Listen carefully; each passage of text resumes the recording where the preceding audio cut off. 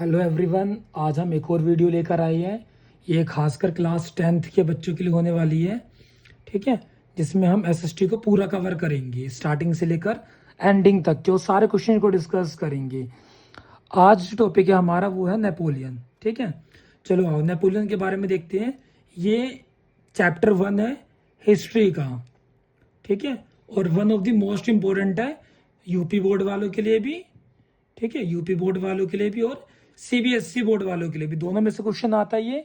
ठीक है, दोनों के लिए इंपॉर्टेंट होने वाला है। अब हम इसके बारे में डिटेल से डिस्कस करेंगे और एक एक टॉपिक्स को कवर करेंगे कि अगर आप इस वीडियो को देखते हो तो आपको दूसरी वीडियो देखने की जरूरत नहीं पड़ेगी।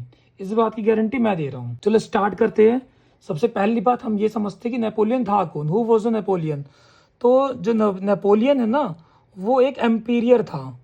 ठीक है, यानी एक सम्राट था। He was an emperor of France, यानी फ्रांस का था। तो इसने क्या करा कि जो फ्रांस में डेमोक्रेसी चल रही थी, ठीक है, फ्रांस में फ्रेंच रेवोल्यूशंस के बाद जो भी डेमोक्रेसी चल रही थी उसको उसने खत्म कर दिया। ठीक है, डेमोक्रेसी खत्म करा और मोनार्की की शुरुआत करी। ठीक है, मोनार्की मतलब दोबारा से ये राजा का रूल लेकर आ गया था। यानी इसने ऐसे कुछ चीज लॉज को इम्प्लीमेंट करा है जो कि अभी तक किसी ने भी नहीं करा था। अब अगर हम इसकी ड्यूरेशन की बात करें, द ड्यूरेशन ऑफ नेपोलियन, ठीक है, या फिर टाइम पीरियड की बात करें तो इसका जो टाइम पीरियड है वो था 1799 से लेकर 1815 तक की। ठीक है, 1815 तक की था। अब 1815 में क्या हुआ था, एक बैटल हुई थी जिसको हम क्या बोलते हैं, बैटल्स ऑफ वाटरलू। ठीक है, इसी बैटल्स के अंदर यानी बैटल ऑफ वाटरलू के अंदर में नेपोलियंस को डिफीट कर दिया गया था। ठीक है, नेपोलियन क्या कर दिया गया, डिफीट करा गया है। अच्छा, बहुत सारे लोगों को लगता है कि नेपोलियन की यहाँ पे डेथ हो गई थी, लेकिन नहीं, यहाँ पे नेपोलियन की डेथ नहीं हुई थी, इसको बस डिफीट करा गया था। ठीक है, अब इसको डिफीट किसने करा था, तो इसके आंसर क्या होगा, पर्व। शॉर्ट फॉर्म में याद कर लो, पर्व। पर्व मतलब पर्शिया, फिर रशिया, ऑस्ट्रिया एंड ब्रिटेन। ये चार देश थे जिन्होंने मिलकर नेपोलियंस को हराया था। दोबारा याद रखना, पर्व। ठीक है, Persia, Russia, Austria and Britain. ठीक है, ये चार देश थे। अब इसके अलावा अगर हम नेपोलियंस के सबसे इंपॉर्टेंट एक्शन की बात करें तो इसने एक लॉ को इम्प्लीमेंट, एक कोड को इम्प्लीमेंट करा था। इसको हम नेपोलियन कोड कहते हैं। ठीक है, इसको हम नेपोलियन कोड कहते हैं।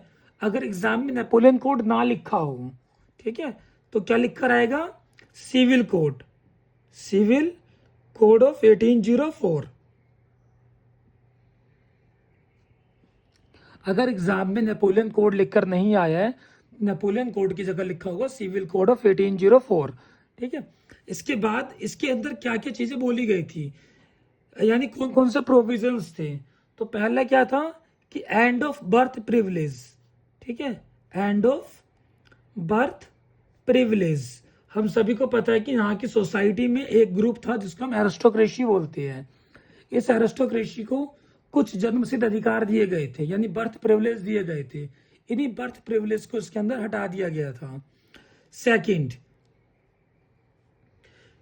इसने स्टेबलाइज करा था, ठीक है, यानी स्थापित करा था किस चीज को, तो equality before law, equality before law, यानी कानून के सामने समानता का अधिकार, हिंदी में बोलते हैं कानून के समक्ष समानता का अधिकार। ठीक है, ये दिया गया। बोला गया कि अगर कोई एक, जैसे फेमस है, जैसे कोई सलमान खान है, ठीक है, अगर वो कोई जुल्म करता है या फिर कोई एक गरीब है वो करता है तो दोनों को सेम सजा मिलेगी as according to this law, इस कानून के अनुसार। अब अगर हम थर्ड की बात करें, then secured the right to property, यानी इसमें प्रॉपर्टी का अधिकार दिया गया। बोला गया कि हर एक के पास राइट टू प्रॉपर्टी होगा। अब ये जो तीनों लॉज है या तीनों जो प्रोविजंस है, ये सिर्फ फ्रांस रीजन्स में इम्प्लीमेंट होंगे, यानी फ्रांस जितने भी फैला हुआ है उसी फ्रांस रीजन्स में इन तीनों को इम्प्लीमेंट करा जाएगा। लेकिन इन तीनों के साथ साथ नेपोलियन ने कुछ और एक्शंस भी लिए, ये थे दूसरों देशों के ऊपर। यानी कुछ देशों के नाम मैं बता रहा हूँ, आपकी किताब के अंदर ही मेंशन है, एनसीईआरटी बुक के अंदर। पहला कौन सा है? डच रिपब्लिक, डच रिपब्लिक, ठीक है। स्विट्जरलैंड, इटली एंड जर्मनी या जर्मन, ठीक है। अब इसके यहाँ पे भी ना कुछ चेंजेस करे गए थे। अब ये जो चेंजेस है ना, ये बहुत मेजर चेंजेस हैं, क्योंकि इसने लगभग लगभग देखने का नजरिया ही बदल दिया था। इसमें क्या बोला गया कि पहला देखो, जो नेपोलियंस था ना, उन्होंने सिंप्लीफाइड कर दिया, ठीक है। Napoleon simplified the administration division, ठीक है। इसके बाद सेकंड एक्शन क्या लिया गया कि एबोलिश करा गया। एबोलिश का मतलब होता है बंद कर देना या खत्म, वो तो एबोलिशन ऑफ फ्यूडल सिस्टम, ठीक है। इसके अलावा फ्रीड मतलब आज़ादी दी गई थी पीजेंट्स को, ठीक है। इनको आज़ादी मिली थी कहाँ से? तो फ्रॉम सर्फडोम, ठीक है। सर्फडोम से इन सभी को आज़ादी मिली थी। एंड मेमोरियल ड्यूज, ठीक है, मेमोरियल ड्यूज।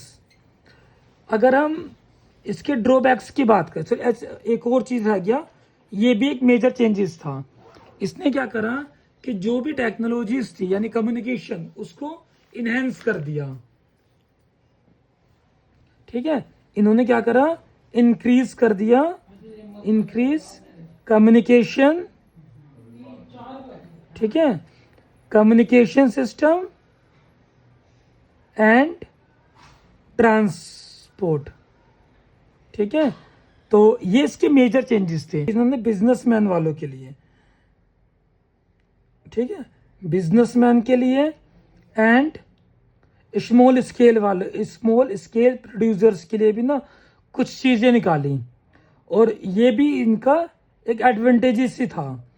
पहले इसको हम क्या बोलते हैं? यूनिफॉर्म लॉ, ठीक है, यानी एक यूनिफॉर्म लॉ को पास करा गया। इस लॉ के अंदर बोला गया कि पहली चीज स्टैंडर्डाइज्ड, ठीक है, standardised weight system and measures, यानी नापने का तरीका और वेट सिस्टम, इन दोनों को इसने स्टैंडर्डाइज्ड कर दिया। और सेकंड चेंजेस क्या करा कि कॉमन नेशनल करेंसीज को इंट्रोड्यूस करा, ठीक है, कॉमन नेशनल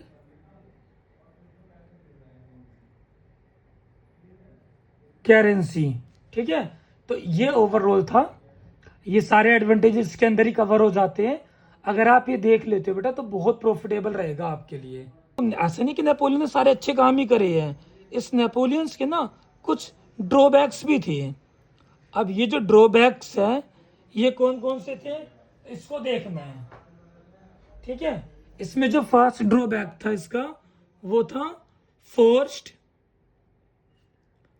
कंस्क्रिप्शन, ठीक है, जिसको हम फोर्स रिक्रूटमेंट भी कहते हैं, यानी जबरन भर्ती, यानी आर्मी में लोगों को जबरदस्ती भर्ती कर दिया गया, चाहे वो राजी हो चाहे ना हो।